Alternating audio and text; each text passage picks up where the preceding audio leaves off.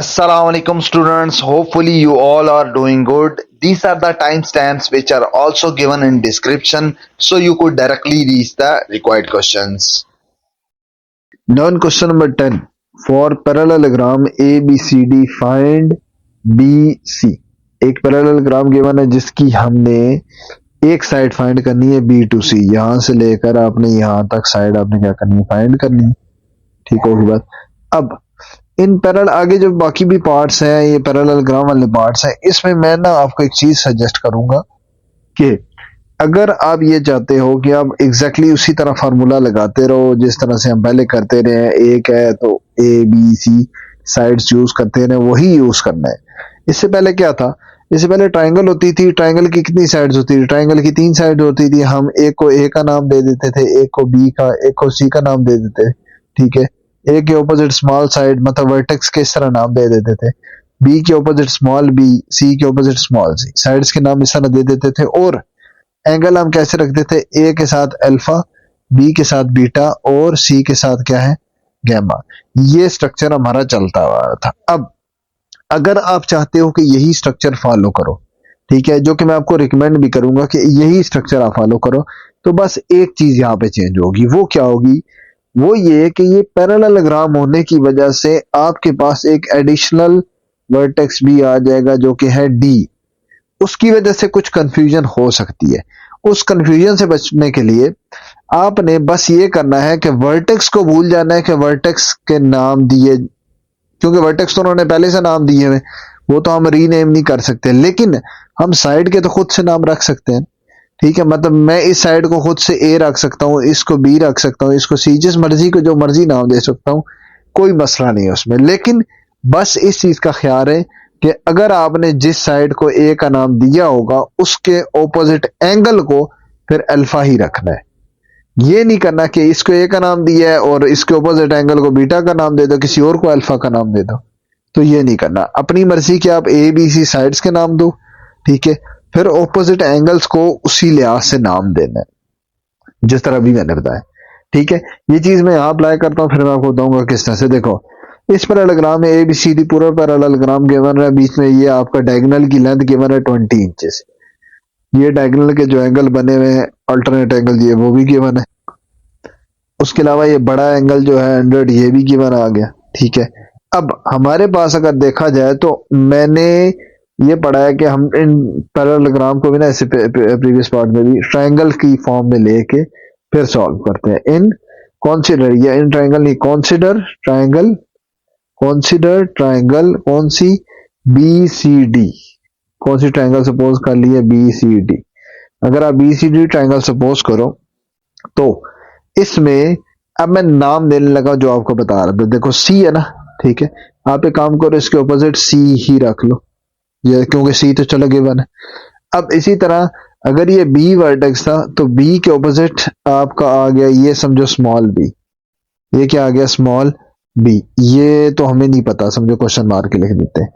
उसके अलावा ये डी है तो डी के ऑपोजिट बनता तो ये है लॉजिकली कि स्मॉल डी रखें, लेकिन मैंने आपको क्या बताया है कि हमने फार्मूला ए बी सी तक पढ़ते रहे, तो अगर आप वही यूज करना चाहते हो तो फिर इसको क्या नाम दे दो? डी का नहीं नाम दे सकते, इसको मैं नाम दूंगा स्मॉल ए का। ठीक है, और सॉरी स्मॉल सी का। इसको नहीं नहीं सॉरी, ये सी है और ये आपका ए हो जाएगा। ये आपका क्या हो जाएगा? ए। यहां से यहां तक ये आपका आ जाएगा ए। किस तरह से? देखो, ये सी था ना, सी के ऑपोजिट को मैंने सी का, जो कि गलती से मैंने ए लिख दिया था, सी के ऑपोजिट मैंने क्या नाम दिया? सी का। इसी तरह बी के ऑपोजिट बी का नाम दिया और डी के ऑपोजिट मैंने नाम दिया ए का, क्योंकि मैं स्मॉल डी रखता तो डी हमारा किसी फार्मूला में कहीं लिखा ही नहीं था, तो वहां पे फिर कंफ्यूजन होती, तो मैंने क्या नाम दे दिया? ए का। बाकी 2 लेटर यूज हो गए थे, ये क्या आ गया? ए का। मैंने जिस तरह यहाँ इस फिगर में बताया था कि क्या करना है आपने, आप अगर अपनी मर्जी से ए बी सी डी कोई भी नाम ले सकते हो, बस इस चीज का ख्याल रखना है कि अगर ये ए रखोगे तो ए का ऑपोजिट एंगल कौन सा बन रहा है? ये, तो ये हमारे पास फिर क्या होगा? अल्फा होगा।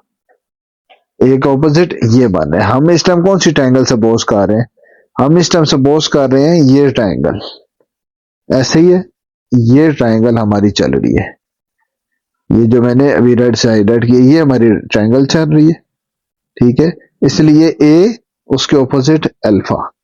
अब इसी तरह ये अगर साइड बी है तो इसके ऑपोजिट ये क्या हो जाएगा, ये हो जाएगा बीटा, जो कि मुझे अभी नहीं पता फिलहाल। और ये सी है तो इसके ऑपोजिट एंगल ये जो 100 गिवन है ये हमारे पास क्या हो जाएगा, गैमा। ठीक होगी बात। तो इससे मुझे क्या पता चलेगा कि मुझे ये अल्फा बीटा गैमा क्या क्या गिवन है और क्या फाइंड करना है। मतलब मैं मेन को जो है ना क्वेश्चन को उसी फॉर्म में कन्वर्ट कर रहा हूँ जिस फॉर्म में हम पहले क्वेश्चंस करते रहे। ठीक होगी बात। अब डिमांड क्या है क्वेश्चन में, देखो क्या पूछा हुआ है बी सी की लेंथ। बी सी का मतलब बी टू सी वो किसके इक्वल बन रहा है, ए की लेंथ। इसका मतलब है सिर्फ ये फाइंड करना है, इसमें मैं 2 क्वेश्चन मार्क डाल रहता हूँ, ये फाइंड करना है, ये मुझे नहीं फाइंड करना, ये उन्होंने पूछा ही नहीं। तो मुझे सिर्फ और सिर्फ फाइंड करना है ए, एक साइड फाइंड करनी है, बस दैट्स इट। उसके अलावा मेरे पास गिवन क्या है, एक एंगल ये गिवन है, एक एंगल ये गिवन है, 2 एंगल गिवन है और एक साइड भी गिवन है।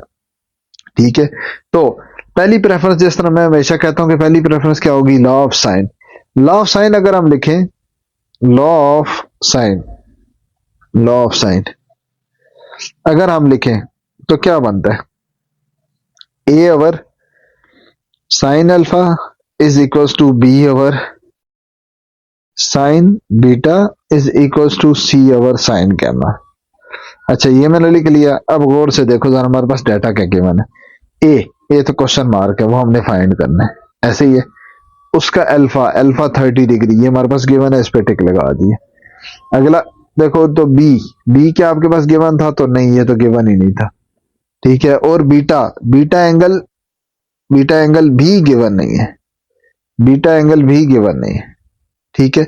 उसके बाद आ जाते हैं तीसरे पे। तीसरा क्या है जी, गैमा और सी हमारे पास क्या है 20 और गैमा हमारे पास कितना है 100। इसका मतलब क्या हुआ, सो यहां पे हम देख सकते हैं कि हमारे पास ये जो 2 पार्ट है ना, ये एक सी वाला और ए वाला, इन 2 को यूज करने का फायदा है। क्यों, ए तो फाइंड करना है, वो होना चाहिए लाजमी, और उसका अल्फा गिवन है। उसके अलावा सी और गैमा ये दोनों गिवन है।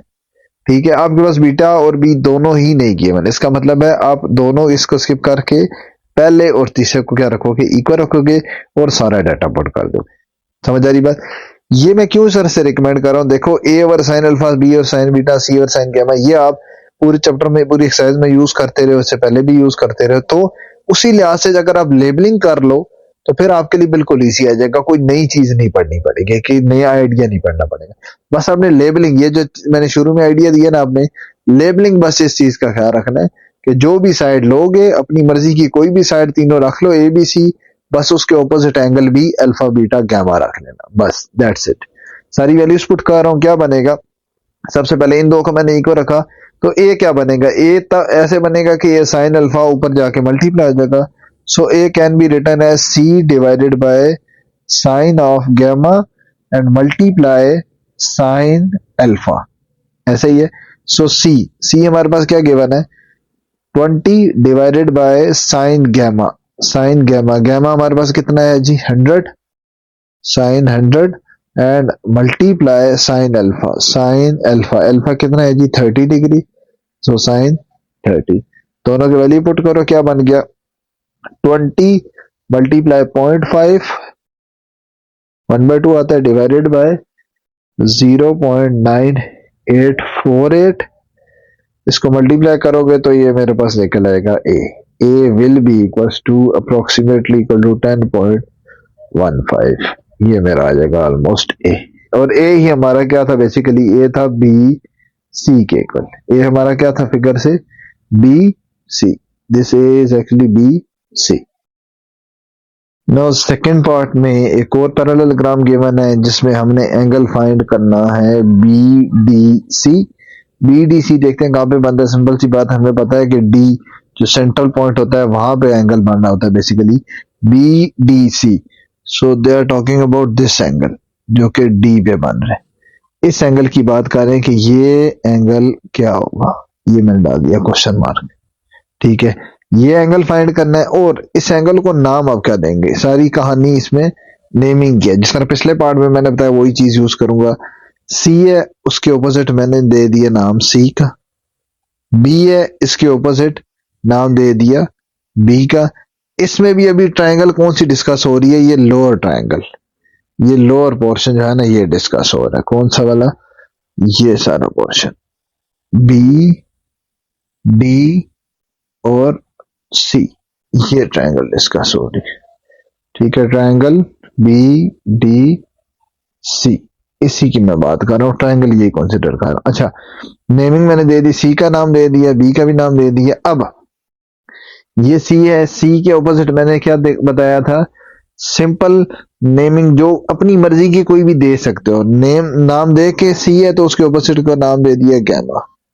ठीक है, बी है तो उसके ऑपोजिट ये कहा, ये क्या होगा, बीटा होगा। ठीक है, और ए है, ये आप फिर नाम दे दोगे ए, ये आ गया ए, और इसके ऑपोजिट क्या हो जाएगा, अल्फा। इसका मतलब जो बेसिकली हमने फाइंड करना है ना, वो क्या फाइंड करना है, this one is basically alpha. तो अल्फा हमने फाइंड करना है। ठीक होगी बात। अब अल्फा के लिए देखते हैं हमें क्या क्या और जरूरत पड़ता है। अगर हम अपनी फर्स्ट प्रेफरेंस पे जाएं, ठीक है, लॉ ऑफ साइन लिखे तो क्या बनता है, लॉ ऑफ साइन लगाए तो क्या बनेगा, A by sine alpha is equal to B by sine beta is equal to C by sine gamma. Best pattern क्या है, फॉर्मूला लिखा, जिस तरह मैं प्रीवियस पार्ट में करता रहा हूँ, टिक टिक लगाते गए जो जो डाटा गिवन है, और क्वेश्चन मार्क लगा दिए जो जो फाइंड करना है। अगर वो एक फाइंड हो सकता है तो बस वो अप्लाई कर दिए। देखते हैं, देखो हमारे पास ए क्या गिवन है, ए तो अननोन है, वो तो हमें नहीं पता, ए नहीं गिवन। ठीक है, उसके अलावा अल्फा, अल्फा वो भी फाइंड करना है, जिसका मतलब है वो भी नहीं गिवन। ठीक है, ए गिवन नहीं है, क्रॉस डाला है मैंने, अल्फा नहीं है, क्रॉस है। ठीक है, उसके बाद देखते हैं बी, बी गिवन है, चलो टिक लगा दिया। बीटा गिवन है, नहीं बीटा नहीं गिवन, बीटा पे क्रॉस लगा दिया। उसके बाद सी गिवन है, हाँ सी भी गिवन है, और गैमा भी गिवन है। बेसिकली हमने फाइंड क्या करना है, ऊपर मैंने लिखा हुआ है, मेन डिमांड हमारी क्या है, अल्फा फाइंड करना है। अल्फा इसका मतलब है यहां से तो फाइंड ही नहीं हो सकता, क्यों, क्योंकि अल्फा आपका अगर नीचे पड़ा हुआ है, ना अल्फा पता है ना ऊपर ए पता है, तो अल्फा और ए दोनों ही नहीं पता। तो आप पहला काम ये करोगे, अगर आपने अल्फा फाइंड करना है तो पहले आप फाइंड करो ए, फिर आप ए फाइंड जब हो जाएगा, जब हमारा ए फाइंड हो जाएगा, ये समझो हमारा फाइंड हो गया ए, तो फिर आप ए बाय साइन अल्फा और सी बाय साइन गैमा लगा देना। ये सॉरी गैमा हमारे पास गिवन था, गैमा देखो हमारे पास कितना है, 120 गिवन है।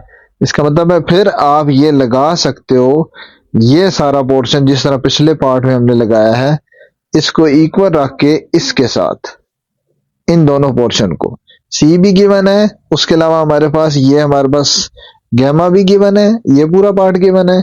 ए अगर फाइंड हो जाता है तो ए भी गिवन आ जाएगा, फिर हमारा अल्फा निकल आएगा।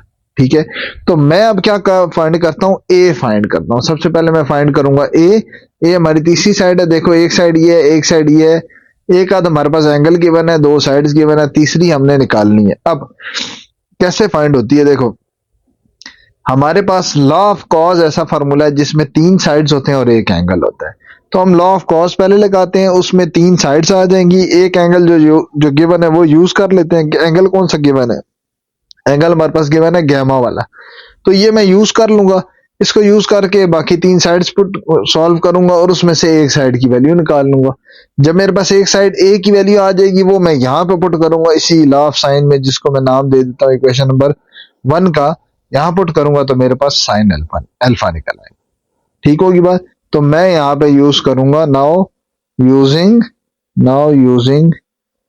लॉ ऑफ कॉस या law of cosine. Law of cosine आप देखो कैसे यूज करना है और किसका यूज करना है। आपके पास ए की एंगल गिवन है, वो कौन सा एंगल है, गैमा। ठीक है, तो गैमा अगर यूज करना है तो लॉ ऑफ साइन आप यूज करोगे सी वाला। सी वाले का फायदा क्या होगा, C square is equal to A square plus B square minus 2 B cos of gamma. ऐसे ही है, हमारे पास पूरे लॉ ऑफ कोसाइन में एक ही एंगल यूज होता है, तो हमने वो एंगल यूज करना है जो हमारे पास गिवन है। अगर आप वो एंगल यूज करते हो जो गिवन नहीं है, उसका तो फिर फायदा ही नहीं है।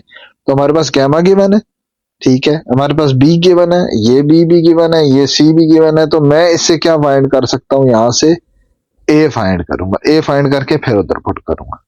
ठीक होगी बात। बस अब से इसको सिंप्लीफाई करते हैं। सी स्क्वायर, सी की वैल्यू हमारे पास क्या गिवन है, C is 20, so 20 square is equal to A square, वो तो गिवन ही नहीं है, as it is B square क्या आ गया 15 का square minus 2 A as it is, और बी क्या पुट कर दिया 15, and then cos of gamma, gamma कितना है हमारे पास इसमें 120 डिग्री। ठीक है, सारा डाटा पुट कर दिया, इसको सिंप्लीफाई करते हैं, क्या बनेगा 400 is equal to A square plus 225 minus 30 a, और कॉस इसकी वैल्यू होती है माइनस 0.5, कॉस 120 डिग्री की माइनस 0.5। इसको और सिंप्लीफाई करो तो क्या बन जाता है हमारे पास 400 is equal to A square plus 225 and plus 15 a. ठीक है, अब इस 400 को भी मैं राइट साइड पे शिफ्ट करके तो एक क्वाड्रेटिक इक्वेशन बना देता हूं, क्या बनेगी ए स्क्वायर प्लस 15 ए, और ये प्लस 400 उधर जाके माइनस हो जाएगा, 225 में से माइनस करेंगे 400 तो ये बन जाएगा 1 माइनस 175 इज इक्वल टू 0।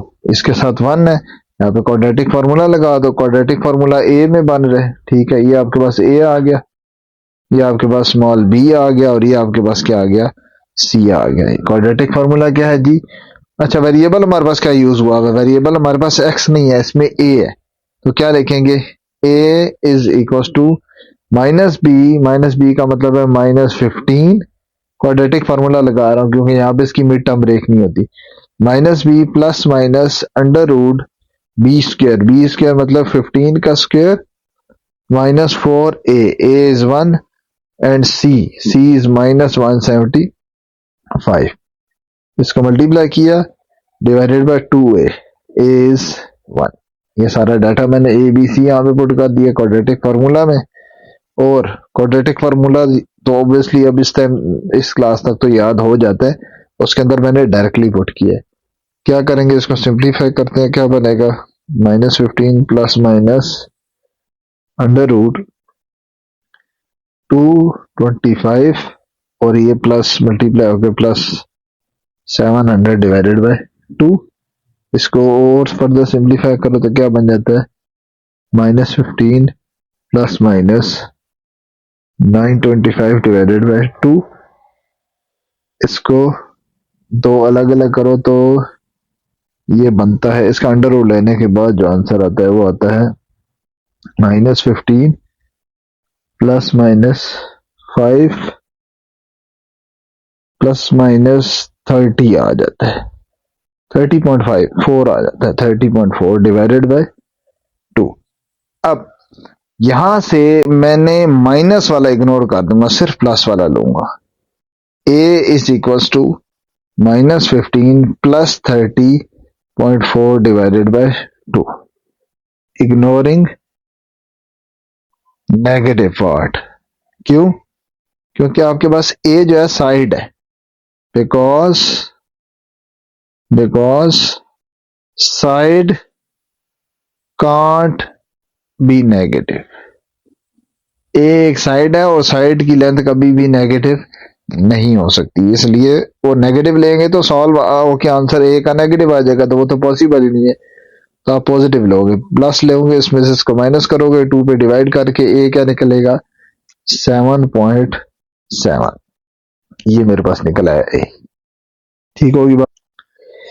अब मेरा ए फाइंड हो गया है, और ये मैंने डाटा सारा नीचे लिख दिया है, सी हमारे पास गिवन था, गैमा भी हमारे पास गिवन था, और ये वो फार्मूला था जो हमने शुरू में देखा था जिसमें हमें ए का इश्यू आ रहा था। ए फाइंड हो गया है, सी भी गिवन था, गैमा भी गिवन था, यहां से मैं इजीली अपना अल्फा निकाल सकता हूं। बेसिकली उन्होंने हमारे से पूछा हुआ क्या था, अल्फा की वैल्यू पूछी थी, एंगल बी डी सी जो कि हमारा क्या बना था अल्फा बनना था।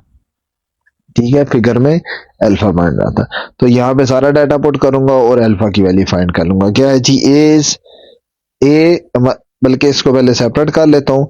साइन अल्फा, अल्फा फाइंड करना है ना, इस साइन अल्फा को मैं ऊपर जाके मल्टीप्लाई कर देता हूँ, उस साइन गैमा को इस तरफ मल्टीप्लाई कर देता हूँ। क्या बनेगा? This implies that a into sine gamma is equals to c into sine alpha, cross multiply.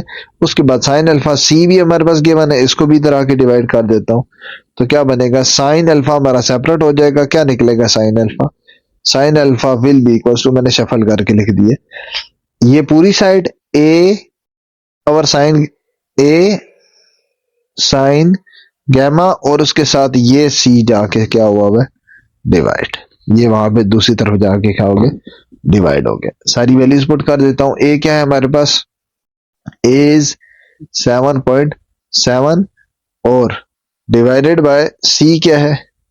C is 20 and sine of gamma, sine gamma, gamma कितना है? 120 डिग्री।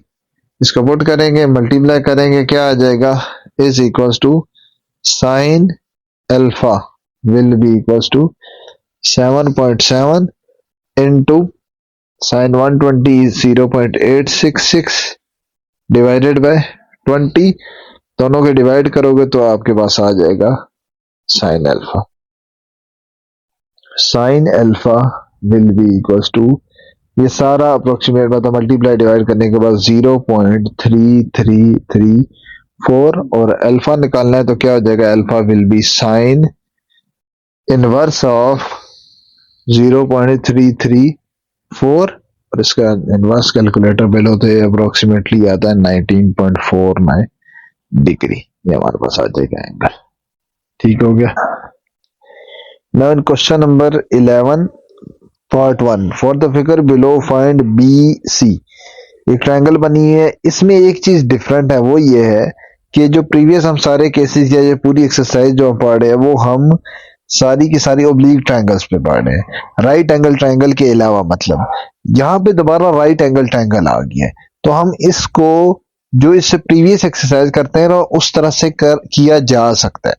ठीक है, क्या मतलब?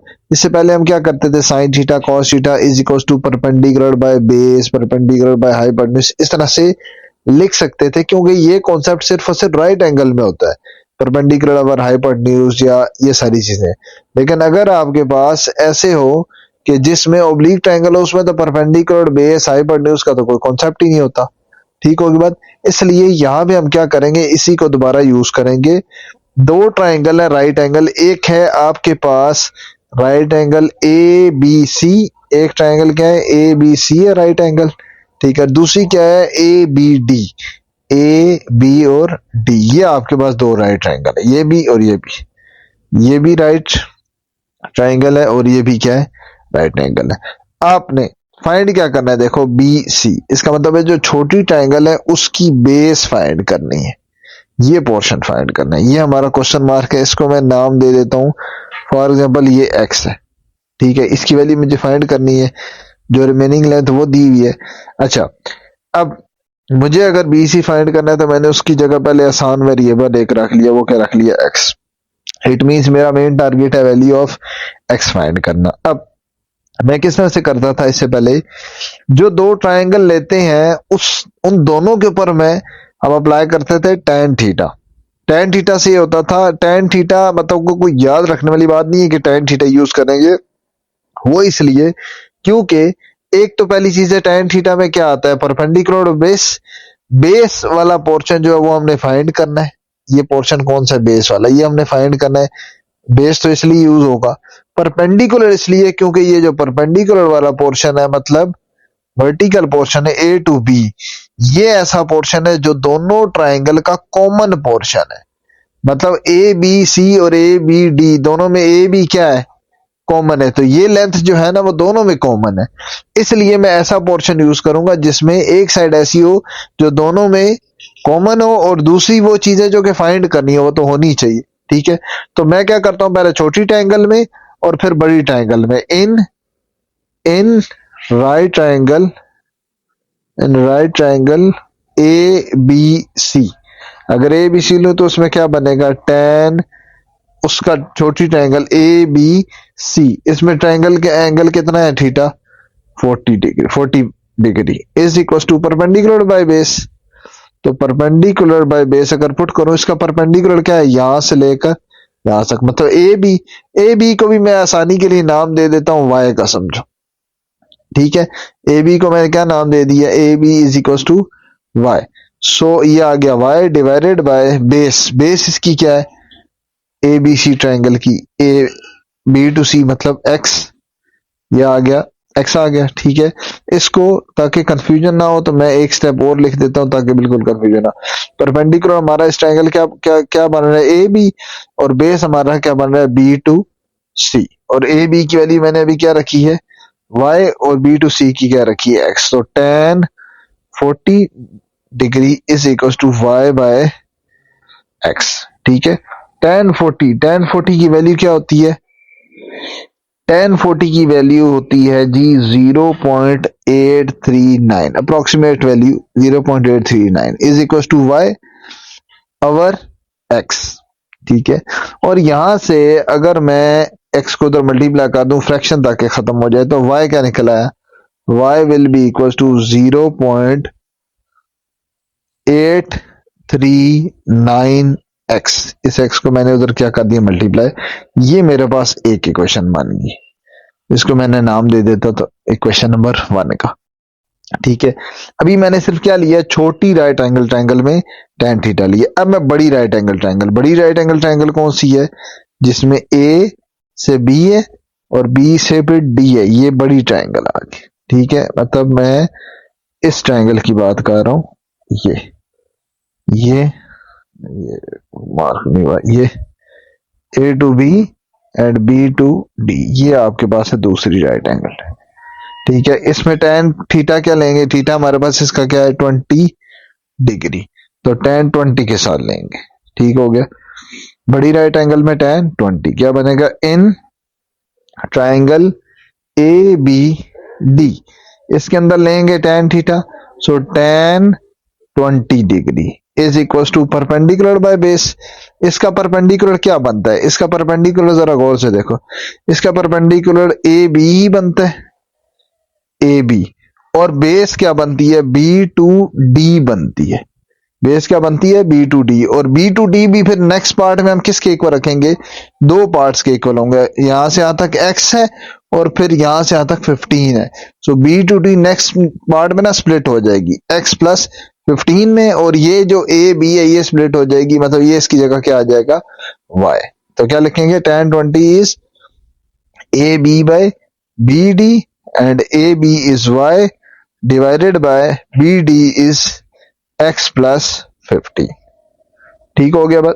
अब इसके बाद इनकी वैल्यूज पुट करते हैं, tan 20 डिग्री की, tan 20 की वैल्यू आगे मैं इससे आगे पुट करते हैं, this implies that tan 20 0.363 approximate value is equals to क्या हमारे पास आया हुआ है, y divided by x plus 15। ठीक है, इस x प्लस 15 को मैं इधर ऊपर मल्टीप्लाई कर दूंगा तो क्या बन जाएगा, this implies that 0.363 multiplying with x plus 15 is equals to y। इसको फर्दर अंदर मल्टीप्लाई करते हैं दोनों से, ये बनेगा 0.363x प्लस 15 से भी यही मल्टीप्लाई होगा तो बनेगा 5.445 इज इक्वल्स टू y। अच्छा, हमने फाइंड क्या करना है, हमने फाइंड तो x करना है। मैं क्या करूंगा, जो मैंने इक्वेशन नंबर 1 दिया हुआ है नाम, ये y पुट कर दूंगा यहाँ पे।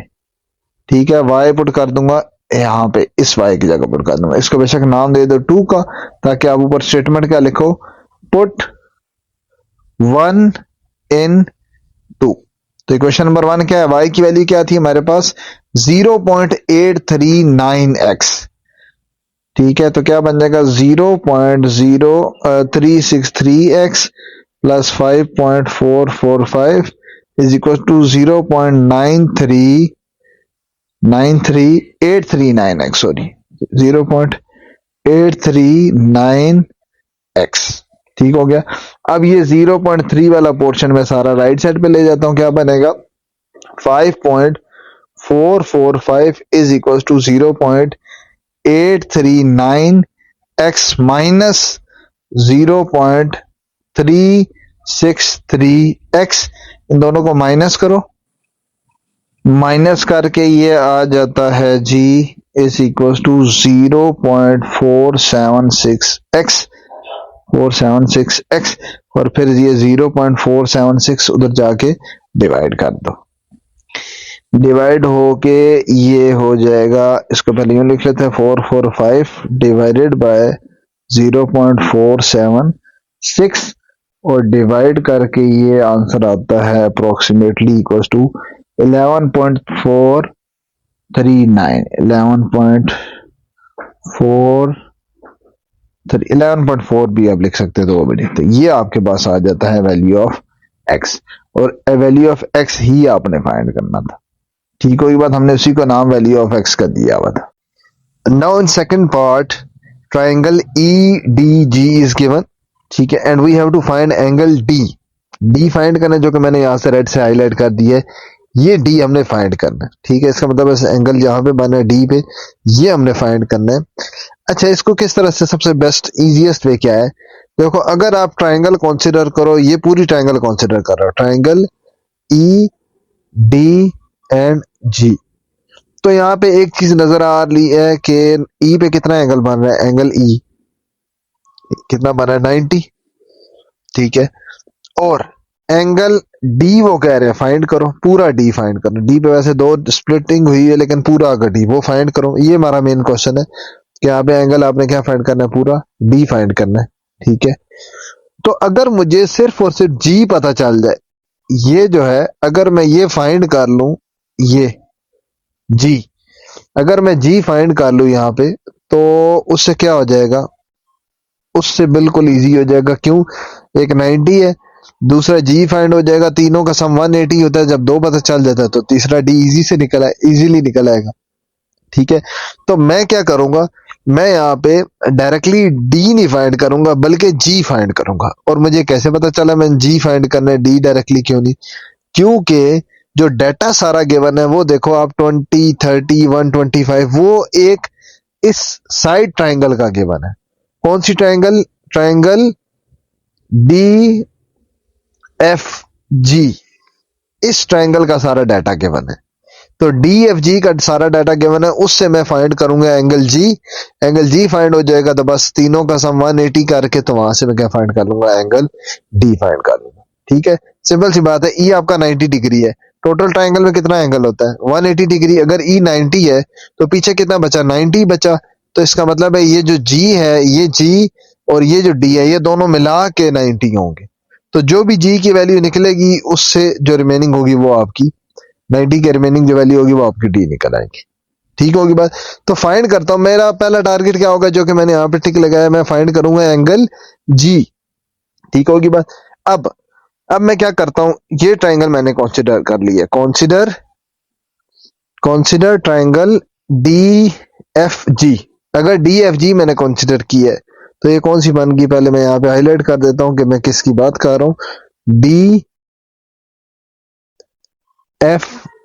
और G, ये मैंने ले लिया ट्राइंगल। ठीक होगी बात, अब मैं इसके नाम दे देता हूं, मैंने जिस तरह लास्ट में बताया था कि अपनी मर्जी के आप नाम दे सकते हो, आप सिर्फ और सिर्फ ऑपोजिट एंगल को भी वही नाम देना है। अगर इसको ए का नाम देते हो, क्योंकि इसमें ए बी वगैरह तो है नहीं, DFG वगैरह चल रहा है, तो मैंने इसको अपनी मर्जी के नाम दिए, ए नाम दिया, अगर ए नाम दूंगा तो इसके ऑपोजिट एंगल, ये इसका ऑपोजिट एंगल बन रहा है ये वाला, यही हमने फाइंड करना, ये हमारा फिर क्या हो जाएगा, अल्फा। ठीक है, अगर इसको मैंने ए नाम दिया तो ये मेरा बन गया अल्फा। इसी तरह अगर ये साइड को मैं नाम दे देता हूं बी, तो बी के ऑपोजिट कौन सा बन रहा है, ये बन रहा है, ये मेरा बन जाएगा बीटा 125 डिग्री, ये मेरा क्या बन गया, बीटा। ए आ गया, बी आ गया, अल्फा बीटा, ये चारों आ गए। गैमा की हमें जरूरत पड़ेगी नहीं नीचे वाली साइड, क्योंकि हमारा लॉ ऑफ साइन से अल्फा बीटा ए बी चारों यही इन्वॉल्व हो कि हम वैल्यू निकाल सकते हैं। ठीक है, वैसे हम नेमिंग उसकी भी कर सकते थे, अगर हम नाम देना चाहते तो F2G जो है उसको मैं अगर सी का नाम देता, तो ये जो छोटा एंगल अंदर बनता इसको मैं गैमा का नाम दे सकता था। ठीक है, तो ये भी काम किया जा सकता था, लेकिन वो जरूरत नहीं पड़ेगा। अब इससे फायदा क्या हो, मुझे क्या चाहिए यहाँ पे एंगल जी इस टाइम मैंने किसके इक्वल आ गया, अल्फा के इक्वल। इसका मतलब है एंगल जी मेरा जो है वो बेसिकली क्या है, एंगल अल्फा। तो मेरा यहां से ये कैलकुलेट हो जाएगा। कैसे, मैं यहां पे लगाता हूं law of sine. Law of sign से क्या होगा, यूजिंग लॉ ऑफ साइन क्या होता है जी, A over sine alpha is equal to B over sine beta, आगे equal to C over sine gamma भी है। चलो पूरा मैं लिख देता हूं, साइन गैमा। अब यहां पे मुझे नजर आ रहा है कि मुझे यहाँ पे ए भी पता है, ठीक है, मुझे अल्फा वो तो फाइंड करना है, ठीक है, बी भी पता है और बी के ऑपोजिट बीटा वो भी पता है, और ये दोनों ही नहीं पता, इसलिए इसको साइड पे कर देंगे, हम सिर्फ इन पे लगाएंगे। और इसमें से मैंने अल्फा निकालना है, तो मैं क्या करूंगा, इस साइन अल्फा को उधर मल्टीप्लाई कर दूंगा, साइन बीटा को इधर मल्टीप्लाई कर दूंगा, इसको रीअरेंज करूंगा, क्या बन जाएगा मेरे पास, ये बन जाता है जी, A will be multiplying with sine of beta is equal to B multiplied by sine of alpha, और साइन अल्फा यहां से निकालना चाहो तो क्या हो जाएगा, ये भी उधर जाके डिवाइड हो जाएगा। तो मैं लिख सकता हूं कि साइन अल्फा, बेसिकली मुझे अल्फा चाहिए ना, तो sine alpha is equal to a sine beta divided by b. अब मैं सारी वैल्यूज यहाँ पे पुट करूंगा, क्या बनेगा, ए की वैल्यू हमारे पास क्या है, ए हमारे पास 20 और दूसरा है 30, तो ये क्या बन जाएगा, sine alpha is equal to a is 20 and sine of 125 जो मेरा बीटा की वैल्यू है डिवाइडेड बाय बी इज 30, ये 0 0 से कैंसिल, ये बन गया sine alpha is equal to 2 into sine 125 is approximately equal to 0.181915। आगे भी वैल्यू होती है लेकिन यहीं तक कर लेते हैं, डिवाइडेड बाय 2। इस सारे को मल्टीप्लाई करेंगे तो ये हमारे पास बन जाता, ये बल्कि नीचे 3 है, ये बन जाता है ऑलमोस्ट 0.54610, ये बन गया। और अल्फा यहां से कैसे निकालेंगे, alpha will be equal to sine inverse of 0.54610, ये आएगा अप्रोक्सीमेटली इक्वल टू 33.4 या 5 डिग्री के राउंड आपका ये आंसर आ जाएगा। ये मेरे पास क्या निकला है, अल्फा। अल्फा बेसिकली हमारा क्या था उसमें, एंगल जी। अल्फा हमारा क्या था उसमें, एंगल जी, 33.5 डिग्री, ये मेरे पास निकल आया एक एंगल। अब यहां से हमें क्या नजर आ रहा है, फिगर में हमने क्या देखा था, ये अल्फा कितना निकला है, ऑलमोस्ट 33.5 डिग्री, और ये 90 है। हमें क्या पता है कि इस बड़ी ट्रायंगल में, ये जो मेन ट्रायंगल है डी ई और जी, इस ट्रायंगल में तीनों का सम क्या होगा, 180 होता है। तो angle D plus angle E plus angle जी 180 रखेंगे, और वहां से क्या फाइंड कर लेंगे, एंगल डी फाइंड कर लेंगे। ठीक होगी बात। तो यहीं पे इवन कैलकुलेट कर देता हूं ताकि फिगर भी आपके सामने हो। As in triangle D E G क्या बनेगा, angle D plus angle E plus angle G will be equal to 180 degree. ये क्या बना, एंगल, सॉरी ये रोटेट हो गया, यहां से एंगल डी फाइंड करना है, तो angle D plus angle E कितना है जी, 90 डिग्री, प्लस एंगल जी कितना है 33.5 degree is equal to 180 degree. इन दोनों को उस तरफ जाके क्या कर दो, माइनस कर दोगे, तो ये हमारे पास निकल आएगा angle D. Angle D will be equal to 180 minus 50, ये बन जाता है ऑलमोस्ट 50, सॉरी माइनस करके पूरा डायरेक्टली आंसर ही लिख देता हूँ, दोनों माइनस करके जो फाइनल आंसर आएगा ऑलमोस्ट बन जाता है 56.5 डिग्री। ये मेरे पास आ गया रिक्वायर्ड आंसर। नाउ पार्ट 12 में, क्वेश्चन नंबर 12 में क्या करना है, find the height of the building in the figure below. Figure बनी हुई है, इसमें जस्ट आपने हाइट फाइंड करनी है, मतलब यहां से लेकर ये जो सारा वर्टिकल डिस्टेंस है ये हाइट है, ये हमने फाइंड करनी है बिल्डिंग की हाइट। ठीक है, सबसे पहले लेबलिंग, सब कुछ हुआ, लेबलिंग नहीं हुई, सारा डाटा गिवन है फिगर की फॉर्म में, तो मैं इसकी लेबलिंग कर लेता हूँ आसानी के लिए। फॉर एग्जांपल ये ए रख लिया, ये बी, ये आपके पास सी पॉइंट आ गया, एक पॉइंट आ गया डी। ठीक है, अब यहाँ पे एक और चीज आ गई है, ये वही राइट एंगल ट्रायंगल वाला केस आ गया दोबारा से, राइट एंगल गिवन। ठीक है, और फाइंड भी हमने हाइड करनी है, तो उसको भी मैंने एक नाम दे दिया। ये मेरा बेसिकली चीज जो फाइंड करनी है ना, सी टू डी, ये इसकी क्या बन रही है हाइट, ये मैंने फाइंड करना। ठीक है, तो मैं क्या करूंगा, जब भी इस तरह का केस आता है हम क्या करते हैं, एक बड़ी ट्रायंगल में भी tan थीटा और छोटी ट्रायंगल में भी tan थीटा। ठीक होगी बात। जब आपके पास डिस्टेंस वगैरह है ना, हाइट बेस वगैरह फाइंड, तब ये लगाते हैं हम। इससे पिछला जो हमने पार्ट किया था उसमें डिस्टेंस नहीं था, उसमें अपर एंगल आ गया था। ठीक है ना, उसके लिए हमने उसका मेथड थोड़ा चेंज किया था। उससे पहले भी इसी तरह का केस है तो हमने सेम यही प्रोसेस किया था। तो ये क्या करेंगे, दो राइट एंगल ट्रायंगल कौन सी है, देखो सबसे पहले इसका बेस्ट मेथड ये होता है, पहले छोटी ट्रायंगल में लो, आप छोटी ट्रायंगल से जो डाटा निकलता है निकाल के वो बड़ी में पुट करो, वहां से फिर आपका मतलब कुछ ना कुछ रिजल्ट निकल आता है। दो राइट एंगल ट्रायंगल की बात कर रहे हैं तो पहले छोटी triangle, in right angle triangle, in right triangle कौन सी, बी सी डी, या बी डी सी कह रहा है, B D C. B D C हमारे पास देखो वो क्या है, ये एक राइट एंगल ट्रायंगल है जो कि छोटी है, बी टू डी और डी टू ऊपर सी, इसको ज्वाइन करो तो ये एक छोटी राइट एंगल ट्रायंगल है। ठीक है, इसमें अगर आप लो tan थीटा तो क्या बनेगा, tan, इसका एंगल क्या है जी 48 degree, tan 48 is equal to perpendicular over base, perpendicular इसका क्या बन रहा है, इसका परपेंडिकुलर बन रहा है सी टू डी, और बेस इसकी बन रही है B to D, B to D. ये जो बेस बन रही है ना, आप एक और काम करो, इसकी भी मुझे वैल्यू नहीं पता तो इसको मैं रख लेता हूँ x। ठीक होगी बात। नेक्स्ट मैं इसकी जगह पुट करूंगा, फिर देखेंगे क्या बन जाएगा। ये हमारे पास बनता है tan 48, tan 48, tan 48 की इवन आप वैल्यू भी पुट कर सकते हैं। tan 48 किसके इक्वल होता है, 1.1106 is equal to C D. C D किसके इक्वल था, सी डी था हाइट h के इक्वल, और बी डी किसके इक्वल था, x के इक्वल। ठीक है, यहां से क्या हमारे पास निकला है h by x, h by x, या इस x को भी इस तरफ मल्टीप्लाई कर दो, लेफ्ट साइड में मल्टीप्लाई कर दिया x के साथ। ठीक है, अब हमारे पास इक्वेशन कुछ इस तरह की बन गई है। अब यहाँ पे एक चीज समझने वाली है, वो क्या है, देखो उनकी मेन डिमांड क्या है, x फाइंड करना या h फाइंड करना। मेन डिमांड है h फाइंड करना, x नहीं पूछा हुआ। अगर x पूछा हुआ होता तो फिर हम यहाँ पे एक इक्वेशन का नाम देते इसको, ये एक इक्वेशन h की वैल्यू आ गई in the form of x, फिर हम दूसरी ट्रायंगल में, राइट एंगल ट्रायंगल में भी tan थीटा लेते, वो भी एक इक्वेशन आ जाती, दोनों सॉल्व करते आपस में, तो फिर हमारी x और h की वैल्यू निकल आती।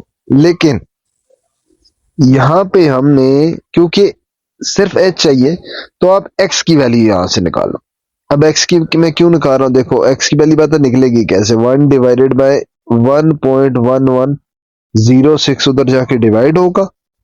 ठीक है, और वैल्यू जो निकलेगी 0.9 अप्रोक्सीमेट वैल्यू ये निकलेगी 0.900419004, ये मेरे पास मिली है approximate value into h, equation number 1।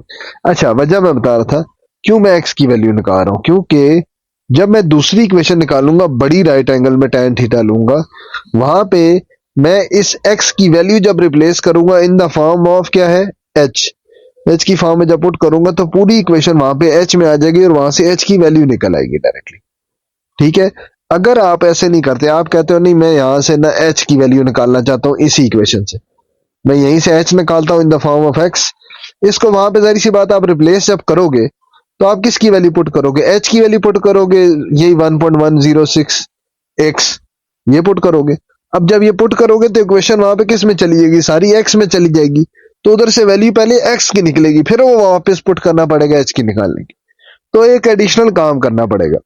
इसलिए अगर आपने कभी भी किसी एक वेरिएबल की वैल्यू निकालनी हो, ठीक है, और दो इक्वेशंस गिवन हो और दोनों इक्वेशन में दोनों वेरिएबल पड़े हुए हैं, तो आप पहले दूसरे वेरिएबल की वैल्यू निकालो in the form of this variable. मतलब x की वैल्यू निकाल लो, फिर पहले h की फॉर्म में वो उधर पुट करोगे तो आपके पास h का आंसर डायरेक्टली आ जाएगा। ठीक होगी बात। दूसरी बात ये कि हम इसमें tan थीटा दो बार लेते क्यों है, क्योंकि सिंपल सी बात है, हमारे पास इस पूरी फिगर में दो वेरिएबल आ रहे हैं, एक्स बी और एच बी, दो वेरिएबल है, तो मुझे मिनिमम दो इक्वेशन चाहिए होगी। मैथ्स का रूल है कि number of equations must be equal to number of variable to find the value of variable, वो लाजमी इक्वल होनी चाहिए। तो दो इक्वेशन मुझे चाहिए होती है, इसलिए मैं दोनों tan थीटा लेता हूं ताकि दोनों में यही सेम वेरिएबल इन्वॉल्व हो जाए। साइन कुछ और लूंगा तो फिर उसमें हाइपोटेन्यूज आ जाएगा, उसमें हाइपोटेन्यूज आएगा तो वो दोनों का डिफरेंट है, इसलिए tan थीटा लिया जाता है। समझ आएगी बात। अगर ये भी आपके माइंड में क्वेश्चन आता है कि हम tan थीटा क्यों ऐसे ले लेते हैं, ठीक होगी बात। अच्छा, इक्वेशन वन को मैं सेव कर लेता हूँ कि ये मेरी यूटिलाइज होगी आगे।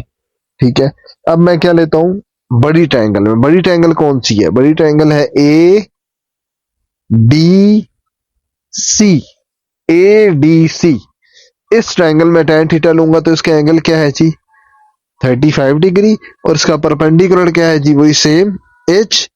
मेन चीज बेस इसकी क्या है, बेस देखो इसकी यहां से यहां तक सारी है, और यहां से यहां तक अगर सारी बेस है तो इसका मतलब यह है कि इसमें 150 भी ऐड होगा और x भी ऐड होगा। तो क्या बनेगा, इन बड़ी ट्रायंगल की बात करें कि in triangle A D C tan क्या बना, tan 35 डिग्री आएगा एक चीज, इज इक्वल टू इसका परपेंडिकुलर वही सेम टू सेम आएगा सी डी आएगा, और बेस इसकी बनेगी यहाँ ए से लेकर डी तक सारी, ए डी परपेंडिकुलर एच ही आएगा, और बेस हमारे ए डी का मतलब है दो पार्ट्स में, जैसे अभी बताया 150 प्लस एक्स। ठीक होगी बात। उसके बाद मैं वैल्यू पुट कर दूंगा किसकी, tan 35। tan 35 किसके इक्वल होता है, tan 35 is approximately equal to 0.7002 is equals to h। और एक और काम भी कर लेता हूं मैं, यहां से वैल्यू भी ये जो पूरी डिवीजन हो रही है इसको भी इधर मल्टीप्लाई कर लेता हूं, मल्टीप्लाई कर लूंगा इसी tan 35 की वैल्यू के साथ, क्या बनेगा 150 plus x is equal to h. ठीक होगी बात। अब यहां पे मैं ये वैल्यू रिप्लेस करूंगा, x की वैल्यू क्या है 0.9004 h, वो यहां पे रिप्लेस करूंगा और सिंप्लीफाई करके यहां से h की वैल्यू निकल आएगी। ठीक है ना, तो मैं इसको नाम दे देता हूं क्वेश्चन नंबर 2 का बेशक, और ये क्या लिख देता हूं, पुट 1 इन 2। इक्वेशन नंबर 2 में पुट करेंगे तो ये क्या बन जाएगी 0. ये इक्वेशन नंबर 2 देखो क्या बनेगी, ये 0.7002 as it is multiplied with 150 plus x की जगह क्या पूरा रिप्लेस हो जाएगा es की वैल्यू, जो कि क्या है 0.9004 h is equal to right side पे भी h। मल्टीप्लाई कर देंगे आप इन दोनों को, मल्टीप्लाई करके ये आ जाएगा, पहले 0.7002 मल्टीप्लाई होगा तो ये बनेगा 105.03, देन प्लस ये दो मल्टीप्लाई होंगे, ये बन जाएगा ऑलमोस्ट 0.63046, और साथ h भी है इज इक्वल टू h। अब इस सारे को उधर जाके क्या कर देंगे, माइनस कर देंगे। ठीक है, ये क्या बनेगा हमारे पास, ये हमारे पास आ जाएगा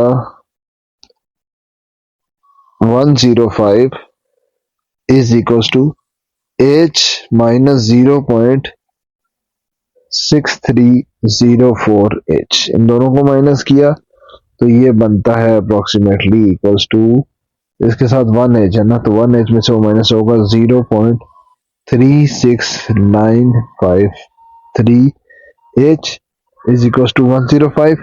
इस सारे को वहां पे जाके डिवाइड कर देंगे, डिवाइड करके, और हाँ ये भी 03 ये भी है 7.03 भी है, डिवाइड करेंगे तो h सेपरेट हो जाएगा, ये सारा उधर जाके डिवाइड होगा, मैं h को लेफ्ट साइड पे लिख रहा हूँ 105.3 डिवाइडेड बाय 0.36953, ये आ जाएगा अप्रोक्सीमेटली 284.6 7 समथिंग इस तरह से आ जाएगा। ये हमारे पास आ जाएगी हाइट ऑफ द बिल्डिंग।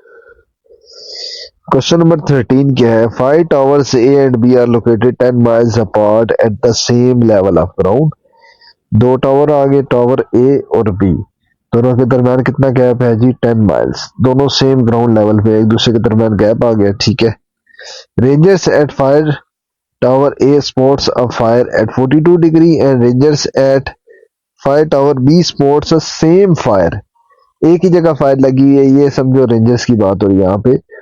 वो आपके रेंजर्स जो है वो आपके एक टावर से कितने एंगल पे है? 42 डिग्री में, और दूसरे से कितने पे है? 64 डिग्री में। ठीक होगी बात। ये आ गया, एक स्पॉट एक ही है, ये मैंने पॉइंट सी ले ली। ये समझो एक, ये मैंने जो सारा रेड से लिखा हुआ है ना, ये बुक में लेबलिंग नहीं है। बुक में लेबलिंग वो है जो सारा ब्लैक ब्लैक से लिखा, ठीक है। फिर मैं रेड से किस तरह से लेबलिंग की है ये फिर समझाता हूँ। अच्छा, how far from the tower A is fire to the nearest. ये जो फायर है, ये जो आपके रेंजर्स मैंने पॉइंट सी बनाया हुआ है यहाँ पे, ये कितनी दूर है टावर ए से? तो बेसिकली आपने फाइंड क्या करना है? ए से लेकर सी तक का डिस्टेंस। इसको मैंने क्या नाम दी है? बी का। क्यों? देखो, हमारे पास ये टावर ए था, तो मैंने इसीलिए इसी स्पॉट को क्या नाम दे दिया? ए का। ये जो रेड से लिखा हुआ है, टावर बी को बी का दे दिया, पीछे बचा सी, उसको मैंने रख लिया ये जो रेंजर्स वाला पॉइंट है या फायर वाला पॉइंट। ठीक होगी बात। अब क्या किया, जब इसी तरह मैंने इसकी साइड्स के भी नाम दे दिए। ए उसके ऑपोजिट साइड हमने फाइंड तो नहीं करी, लेकिन अगर ये देखा जाए तो ये हमारे पास बनेगी साइड ए, और ये साइड ए बनेगी, तो एंगल फिर क्या बनेगा? इसका ऑपोजिट ये अल्फा बन जाएगा। ठीक होगी बात। इसी तरह ये पॉइंट सी था, इसके ऑपोजिट साइड मैंने क्या रख ली? स्मॉल सी, और इसी के साथ जो एंगल बन गया वो कौन सा बन गया जी? गैमा। ठीक है। अब लास्ट क्या है? ये बी था, इसके ऑपोजिट साइड क्या रख ली? स्मॉल बी, और इसी की साइड का एंगल क्या बन गया? बीटा। लेबलिंग बड़ी इंपॉर्टेंट है, क्योंकि इसी से आपको डाटा पता चलेगा। ठीक है। अब देखो, इससे बिल्कुल इजी क्वेश्चन है, मुश्किल नहीं है। कैसे? आपने फाइंड सिर्फ एक चीज करना है, how far is the distance, ये हमने फाइंड करना है। और ये हमने देखा था, ये बनता था ए टू सी डिस्टेंस, मतलब के स्मॉल बी फाइंड करना है। ठीक है। हमारे पास डाटा क्या क्या गिवन है? अगर आप देखो, लॉ ऑफ साइन भी लिखो सबसे पहले, क्योंकि फर्स्ट प्रायोरिटी वही होती है, एज लॉ ऑफ साइन। अगर यहाँ पे आप लिखते हो, क्या बनेगा? ए ओवर साइन अल्फा। उससे आपको पता चल जाएगा कि हाँ, चीजें आपके पास पूरी है या कम है या ज्यादा है, या ये वैलिड होगा भी या नहीं होगा। और सी बाय क्या है? Sign gamma. फाइंड हमने क्या करना है? बी। इसके ऊपर डाल दिया क्वेश्चन मार्क। बाकी डाटा देखते हैं। हमारे पास क्या सी पता है? हाँ, सी बिल्कुल पता है, इस पर टिक लगा देते हैं। उसके अलावा हमारे पास गैमा पता है, गैमा वो भी क्वेश्चन मार्क है, वो भी हमें नहीं पता। इसका मतलब है ये भी आपको अभी तक नहीं पता। और बीटा, बीटा क्या गिवन है जी? बिल्कुल बीटा भी गिवन है, उस पर टिक लगा दिया। ठीक है। उसके अलावा ए साइड वो नहीं पता, तो इस पे क्रॉस डाल दिया। उसके अलावा अल्फा एंगल, हाँ अल्फा पता है, बिल्कुल अल्फा भी पता है, इसका मतलब है ये भी पता है।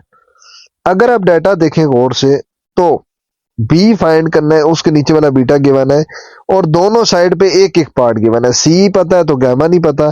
यहाँ पे अगर लेफ्ट साइड पे देखो तो ए पता है, तो नीचे अल्फा ए नहीं पता तो अल्फा पता है। ठीक है। इसका मतलब क्या हुआ? इसका मतलब है आप इसमें से कोई भी चीज यूज कर सकते हो। ज्यादा इजी क्या है? आप देखो, अगर आपके पास यहाँ, अगर आपके पास एक साइड दी हो, ठीक है, सी गिवन, और दोनों बाकी नहीं पता, तो वो ज्यादा मुश्किल है निकालना। लेकिन अगर आपके पास दो एंगल दिए हुए हैं, तीसरा एंगल है वो तो बिल्कुल इजी है, 180 में से माइनस करके। इसका मतलब यह है कि मैं यहां से टारगेट करूंगा इस पोर्शन को, इस पोर्शन को, गैमा वाले को। अगर मेरा गैमा निकल आता है, जो कि एक स्टेप में निकल आएगा, 180 में से माइनस करूंगा तो गैमा निकल आएगा, तो ये भी मेरे पास आ जाएगा, टिक हो जाएगा, मतलब गैमा भी आ जाएगा, सी भी आ जाएगा, बीटा भी पता है, और यहां से मैं इजीली क्या निकाल सकता हूं? बी निकाल सकता हूं। तो मैं ये पोर्शन यूटिलाइज करूंगा। समझ आएगी बात? B by sine beta is equal to C by sine gamma, but gamma is still unknown, so we have to find gamma first, then use this portion. ठीक होगी बात। अब गैमा के लिए क्या लिखेंगे? एज इन एनी, अब ये मैं नेक्स्ट इसके बाद यही डायरेक्ट पोर्शन यूज करूंगा, पहले ये फाइंड करके, as in any triangle alpha plus beta plus gamma equals to 180 degree. So put values of all data. Alpha is 42 degree plus beta is 64 degree plus gamma is equals to 180 degree. ये इधर जाके minus हो जाएगा. Gamma will be equals to 180 minus 42 and minus 64. दोनों को minus किया, ये बन जाता है ऑलमोस्ट 74 डिग्री. गैमा आ गया. अब मैं इसको बेशक नाम दे दो इक्वेशन 1 का, इसमें पुट कर दूंगा. इक्वेशन क्या थी? एज बी बाय, दोबारा लिख लेता हूं, as B by sine beta is equals to C by sine gamma. यहां से मैं इजीली बी निकाल सकता हूं. बी फाइंड करना था, शुरू में मैंने लिख लिया था कि मैंने इसमें क्या फाइंड करना था, बी. ए सी अननोन था, ए सी किसके इक्वल था बेसिकली यहाँ फिगर के मुताबिक, बी. तो यही हमने फाइंड करना. तो बी क्या बना, बी यहां से सेपरेट करें तो क्या बनता है, C divided by sine gamma multiply हो जाएगा साइन ऑफ बीटा से. यहाँ पे सारी वैल्यूज पुट करो तो सी हमारे पास कितना है 10 और divided by sine of gamma, gamma भी हमारा कितना निकला है 74 डिग्री और फिर मल्टीप्लाई साइन ऑफ 64 बीटा की वैल्यू. इसको पुट करो क्या बनता है हमारे पास, b is equal to 10 multiply 0.8988 divided by 0.9613 b. और इस पूरे को सॉल्व करो तो अप्रोक्सीमेटली आता है 9.51. ये मेरे पास आ गया है b. Now in question number 14, a circle O has a radius 15 centimetre. एक सर्कल है जिसका रेडियस 15 है, ये आ गया इसका रेडियस. ठीक है, यहाँ पे लिख देता हूँ 15. ये आ गया रेडियस, ये भी इसका रेडियस ही है, दोनों ही रेडियस है. ठीक है, एक सर्कल जिसका रेडियस 15 है. The angle between radii O A and O B है, यहाँ पे ओ ए बी है, radii O A and O B. O A और ओ बी के दरमियान एंगल कितना 120 डिग्री. ये भी आ गया. Length of chord A B find करना है. ए टू बी कॉर्ड क्या होती है, जो सर्कल के एक पॉइंट से दूसरे पॉइंट तक स्ट्रेट लाइन जो ड्रॉ करो वो कॉर्ड होती है. तो ये जो रेड से बनाया ये मैंने क्या करना है, फाइंड करना है. ठीक होगी बात. अब क्या करूंगा, एक ट्रायंगल कंप्लीट होगी, इसको नाम दे देते हैं आसानी से. देखो सिंपल सी बात है, ये ए है तो मैं उसी तरह नाम रखता हूँ जो हमने शुरू से नेमिंग स्कीम पढ़ते आ रहे हैं. ए है, उसके ऑपोजिट क्या दिया, स्मॉल ए. ठीक है, ये बी वर्टेक्स था, इसके ऑपोजिट क्या कह दिया, स्मॉल बी. ठीक है, पीछे एक ही बचा, वो हमारे पास बचा सी. तो ये सी आ गया, मतलब सी हमने करना है फाइंड. और एंगल अगर मैं नाम दूंगा तो इसी तरह नाम दूंगा. सी के ऑपोजिट एंगल कौन सा है, 120 डिग्री, तो इसको मैं नाम दे दूंगा गैमा. सी के ऑपोजिट, ए के ऑपोजिट अगर ये देता तो मैं इसको क्या नाम देता, इसको नाम देना होता तो अल्फा देता, और इसको क्या नाम देता, बीटा देता. लेकिन हमारे काम का इस टाइम सिर्फ और सिर्फ गैमा जरूरत है. इसलिए आपके पास देखो 3 साइड्स इन्वॉल्व है, तीसरी हमने फाइंड करनी है. बेशक एक एंगल है 3 साइड्स है. इस सारे केस में हम क्या करते हैं, जब एक एंगल हो 3 साइड्स हो तो लॉ ऑफ कॉज लगाते हैं. ठीक है, अगर आप इससे पहले काफी हम पार्ट्स गा चुके हैं, लॉ ऑफ साइन लगाओगे भी तो उससे आप खुद देखोगे उसमें लॉ ऑफ साइन का फायदा नहीं है. लॉ ऑफ साइन अगर हम लिखें भी, लॉ ऑफ साइन यहाँ पे लिखें तो क्या है, a over sine alpha is equal to b over sine beta is equal to c over sine gamma. यहाँ पे अगर आप देखो तो आपके पास ए पता है, आपके पास बी पता है, आपको सी फाइंड करना है. लेकिन देखा जाए ना इसका एंगल पता है, ना बीटा पता है, और गैमा पता है यहाँ पे. तो हर एक पोर्शन में एक एक चीज पता है, तो आप दोनों किन दो को इक्वल रखोगे, वैल्यू फाइंड करोगे. इसलिए यहाँ पे आपका ऐसी कोई भी सिचुएशन है जिसमें 3 साइड और एक एंगल की इन्वॉल्वमेंट हो तो वहां पे कौन सा यूजफुल होता है, लॉ ऑफ कॉज होता है. लेकिन सारी चीजें डिपेंड करती है कि वो एंगल कौन सा गिवन है. कई बार एंगल अगर यहाँ अल्फा गिवन होता है तो फिर आपका फिर और केस होता. ठीक है, इसलिए आपने कोई भी लॉ, पहले लॉ ऑफ साइन लिख लिए करो, देखो नहीं वैलिड तो फिर next law of cause try कर लो. ठीक है, तो यहाँ पे हमने देखा वो उसका कोई फायदा नहीं था तो मैंने लॉ ऑफ कोसाइन या लॉ ऑफ कॉज लिख दिया. वो क्या है जी, अच्छा फाइंड मैंने सी करना है तो मैं लॉ ऑफ कॉज लिखूंगा सी के लिए, क्योंकि उसी में आपका गैमा एंगल इन्वॉल्व होगा। क्या लिखेंगे? C square is equal to A square plus B square minus 2ab cos of gamma. सारी वैल्यूज यहाँ पे पुट कर देता हूँ। ए हमारे पास क्या है? a is 15 square, b is also 15 square, minus 2 into a 15 and b is also 15 और cos of 120 डिग्री। ये आ गया। सारों की वैल्यूज पुट करते हैं, इसका स्क्वायर लेंगे 225 प्लस 225 माइनस इसको मल्टीप्लाई करो तो ये 225 और मल्टीप्लाई हो गया आ गया 450। cos 120 की वैल्यू होती है -0.5। जो कैलकुलेटर में सारी आप कैलकुलेट करोगे क्या बनेगा? 450 and plus minus minus plus हो जाएगा 225, दोनों ऐड हुए क्या बना हमारे पास? 675 which is the value of c square. This implies that यहाँ पे दोनों तरफ अंडर रूल हो गए तो c will be approximately equals to 25.98 और यूनिट बाकियों का भी सेंटीमीटर था, इसका भी सेंटीमीटर। सो ये हमारे पास आ जाएगी length of chord. Now last question of the exercise. Two light houses are 12 meters apart along a straight shore. दो लाइट हाउसेज है, मैंने नाम दे दिए हैं लाइट हाउस L1 और L2। दो लाइट हाउसेज है, उनके दरमियान कितना गैप है? 12 माइल्स। तो मैंने उसके दरमियान लाइन बनाया, उसको क्या नाम दे दिया? कितना है? 12 माइल्स। ये आ गया दो लाइट हाउस। फिर a ship is 15 miles from one light house and 20 miles from other. एक शिप है जो कि मैंने शिप बनाई है एक और पॉइंट पे, जो कि दोनों से कितनी कितनी दूर है? एक से पहले लाइट हाउस से कितनी है? 15 माइल्स, और यही शिप दूसरे लाइट हाउस से कितनी है? 20 माइल्स।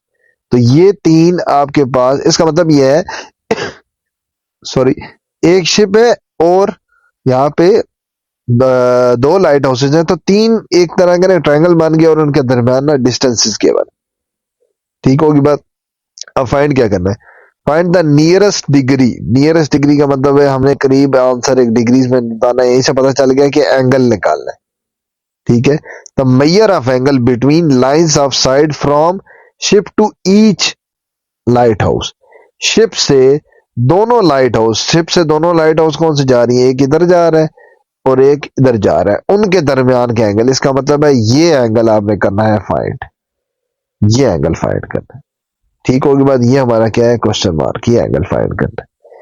अब एक चीज तो हमें नजर आ गई कि तीन साइड्स की बने और एक एंगल निकालना है। ये सारा कहां पे हम डिस्कस करते हैं? अभी जिस तरह हमने लास्ट क्वेश्चन किया है, लॉ ऑफ कोसाइन, जिसमें तीन एंगल होते हैं, तीन साइड्स होती हैं और एक एंगल होता है। यहां तक तो क्लियर हो गया, लेकिन मैं नाम कैसे दूंगा? देखो, जो लाइट हाउस वन था उसको मैंने नाम दे दिया ए का, सेकंड लाइट हाउस है तो बी का, और शिप को मैंने क्या नाम दे दिया? सी का। नाम ये आगे, इनके ऑपोजिट भी उसी तरह। सी के ऑपोजिट साइड है, उसको मैंने स्मॉल सी, जो ए जिसको नाम दिया था उसके ऑपोजिट स्मॉल ए, और बी वाले के ऑपोजिट स्मॉल बी। तो मैंने क्या बताया? एंगल भी इसी तरह चलते हैं। अगर मैंने ये ए रखा है तो ये अगर स्मॉल ए है तो इसके सामने क्या बनेगा? ये मेरा अल्फा बनेगा। इसी तरह अगर ये बी है तो बी के सामने एंगल क्या बनेगा? मेरा बीटा बनेगा। लेकिन हमें ये दोनों नहीं चाहिए, हमें क्या चाहिए? तीसरा एंगल जो कि सी के सामने है, तो इसका मतलब ये क्या है? Gamma. So we have to find gamma. ये हमने फाइंड करना है।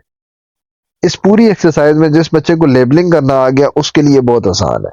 फार्मूला याद हो, केसेस पता होते हैं, फार्मूलाज याद हो जाते हैं, जो चार क्वेश्चन करो याद हो जाते हैं। लेबलिंग सही करनी आनी चाहिए। ठीक होगी बात। अब वही बात आ जाती है, कितने हैं जी? तीन साइड्स, एक एंगल, तो एंगल भी कौन सा? गैमा वाला फाइंड करना है, तो आप कौन सा लगाओगे? लॉ ऑफ कोसाइन, वो वाला लॉ ऑफ कोसाइन जिसमें एंगल गैमा आता है। लॉ ऑफ कोसाइन क्या बनेगा? C square is equal to A square plus B square minus 2ab cos of gamma. Cos of gamma अगर फाइंड करना है तो ये सारा माइनस हो रहा है, उधर जाके प्लस हो जाएगा, और सी स्क्वायर उधर प्लस और इधर आके माइनस हो जाएगा। पहले काफी क्वेश्चन इस तरह के किए हैं। ये लेफ्ट साइड पे आ गया, क्या बना है? 2ab cos gamma. इधर आ गया, पीछे क्या बचा? ए स्क्वायर प्लस बी स्क्वायर, और ये जो सी स्क्वायर था इधर जाके क्या हुआ? माइनस हो गया, माइनस सी स्क्वायर। अब क्या करेंगे, अब आपके पास कॉज ऑफ गैमा जो निकालना है 2ab उधर जाके डिवाइड कर दो और फिर सारा डाटा पुट कर दो। Cos of gamma will be equal to a square plus b square minus c square divided by 2ab।